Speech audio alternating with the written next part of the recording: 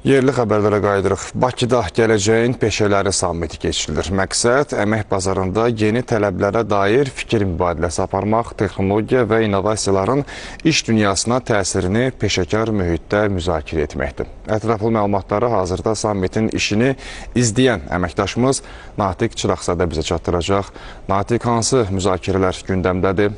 Sizdən eşidik. Əmək və Sosial Siyasət Komitəsinin sədri cənab Musa Quliyev ötürülür. Bəli, Dövlət Məşğulluq Agentliyinin təşkilatçılığı ilə növbəti dəfə gələcəyin peşələri sammiti keçirilir. Bu dəfəki sammit məhz paytaxt Bakıda baş tutur.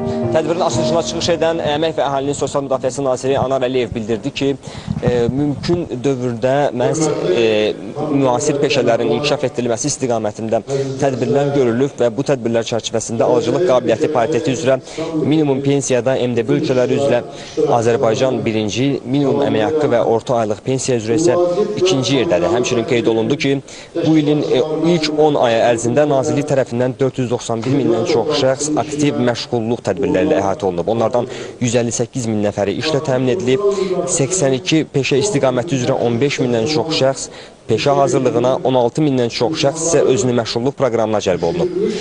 Sammitin məqsədi əmək bazarında baş verən dəyişiklikləri, yeni peşə və bacarıqlarla bağlı tələbləri, texnologiya və innovasiyaların iş dünyasında təsirlərini müzakirə etmək, eləcə də təhsil və məşğulluq sahələrində yeni çağırışlar nəzərə alınmaqla bu ekosistem iştirakçılarının gələcək əmək bazarına hazırlıqlarını dəstəkləməkdir.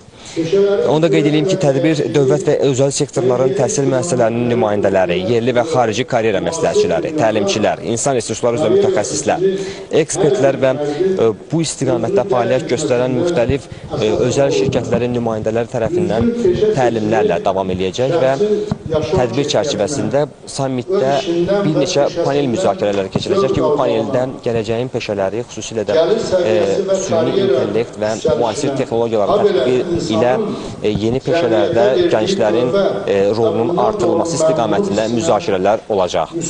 Hələlik bizim buradan çatdıracaqlarımız bu qədərdir. Bu tədbirdən bir süjetimiz də olacaq, tamaşaçıların diqqətinə çatdıracağıq. Olduqca maraqlı istiqamətlər burada müzakirə olunur.